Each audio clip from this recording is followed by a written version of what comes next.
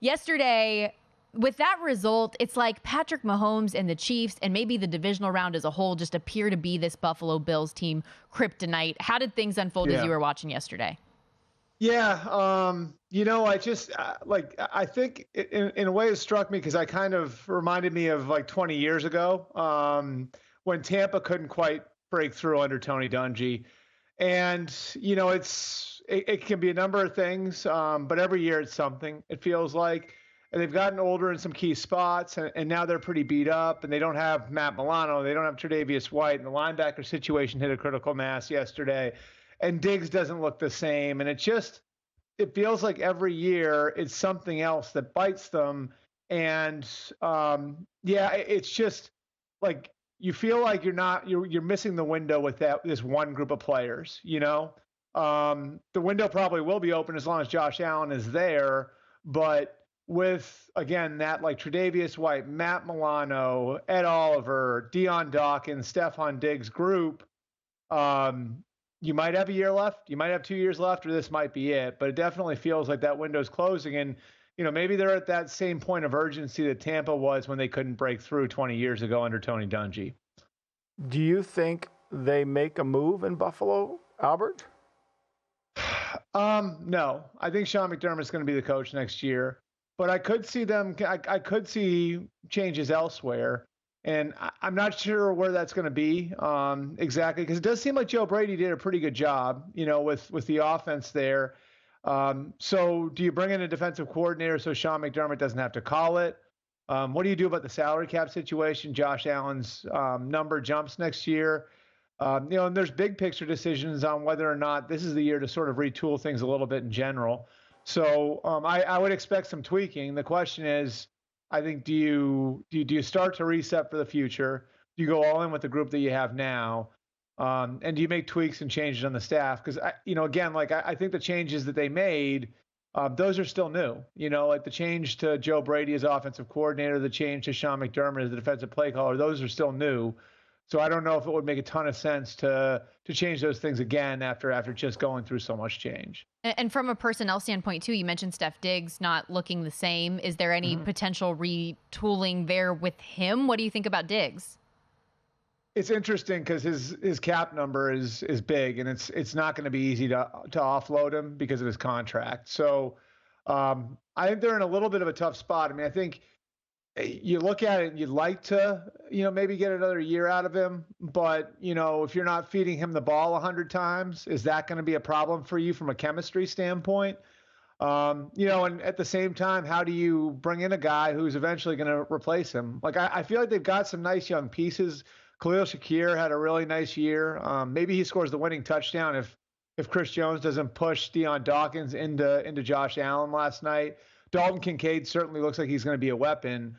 But, if Diggs can't be that number one guy anymore, is it time to start to look at going and getting one? And, what will that mean for Diggs' future? And can you bring him back as a complementary piece? I think those are all very tough questions and open questions as the Bills head into the offseason. Today's the first day where teams can bring in second interviews. So there's a bunch of guys getting their second interviews. They can do them in person. What do you hear is the next job that will be closed? The Raiders closed with Antonio Pierce. What's the next job that's going to hire? Who's closest to hiring, I guess, is the question I'm asking. I mean, well, the team that's closest to hiring logistically, Michael, would be the Chargers, because they've complied with the Rooney Rule. So they can hire somebody tomorrow if they want to. Now, they've committed to being thorough about this. They're supposed to bring a bunch of guys back this week for second interviews, which would be in person. But I think if we're being realistic about this, we know where their focus is.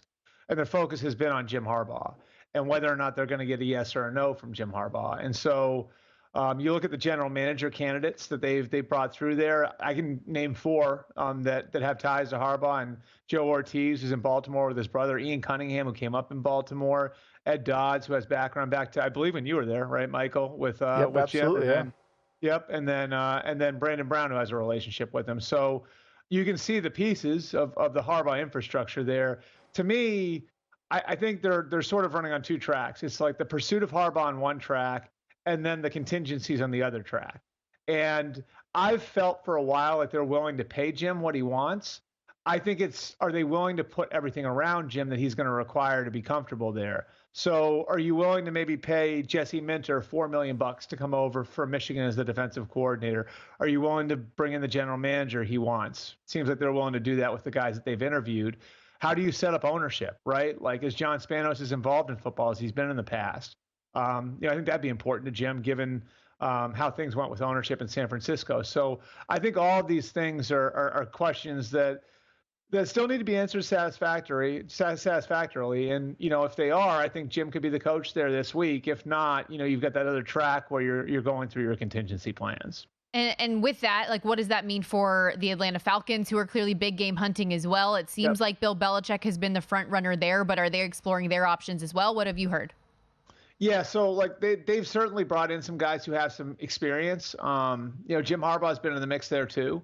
And so like I feel like Arthur Blank, after being through everything that he's been through and 20 years of ownership and, going the young coordinator route with Jim Mora all those years ago and Dan Quinn and more recently, obviously, Arthur Smith, he feels like he's got a roster that's relatively close. And I know that, this has been something that he's been thinking about for well over a month, the idea of taking a big swing. So, while they are looking at everybody, I think that big swing is like his primary focus, and the big swing would be Belichick. And I think in a certain way, this is sort of similar to Harbaugh, in that maybe it's not about money so much as about structure and what it's going to look like around Bill if he does go there. What's Rich McKay's role? Like, I think that's important. If Bill's going to be there, how does the front office set up with coaching? How does personnel set up with coaching? To me, like, those are the questions that you really have to ask. And so I do think that Arthur Blank, if he has his druthers, would like to take the big swing. And so, I think that puts Bill Belichick first, maybe Mike Vrabel second. And then I think that you have some of the younger assistants in the mix. And if they were going to go with somebody younger, I do think one name that's sort of under the radar to keep an eye on would be Joe Brady. He's somebody who finished second to Arthur Smith 3 years ago when they hired Smith. And so he's somebody that they did have background with and like. But again, I think their priority would be to go get a Belichick or a Vrabel. Yeah, I mean, I kind of have a hard time. I mean, he went after Bill Parcells. He's gone after Joe Gibbs. To me, to sell it to his fan base. And I think you're right. I think it's going to have to be the right structure. Where do you hear Vrabel? I mean, other than Atlanta and the Chargers, is he a hot commodity anywhere? And there's always a surprise after this round. What would be your guess of a surprise opening that would happen? Well, so it's weird, Michael, but it feels like Vrabel it's almost like Vrabel's running second a bunch of places. You know what I mean? Like, it feels like, well, if Atlanta doesn't hire Belichick, maybe it be Vrabel. If the Chargers don't hire Harbaugh, maybe it would be Vrabel or Quinn or Carroll. If Seattle doesn't hire Quinn, maybe it would be Vrabel. So I think a lot of people like Mike, but is he second in those places? Like, I think Philly would have, if that had opened, I certainly could have seen Vrabel being a possibility there. So I think with Mike specifically, he's very well thought of, and rightfully so. But it does feel like there are a bunch of teams out there that maybe say, okay, if we can't get this guy, then we're going to turn to Mike. I don't know if there's a surprise firing coming. I'm not sure. I think that might have been Seattle. You know what I mean? Like, I'm not sure who the surprise firing would be after the divisional round. Go to VSiN.com/subscribe to become a VSiN Pro subscriber today.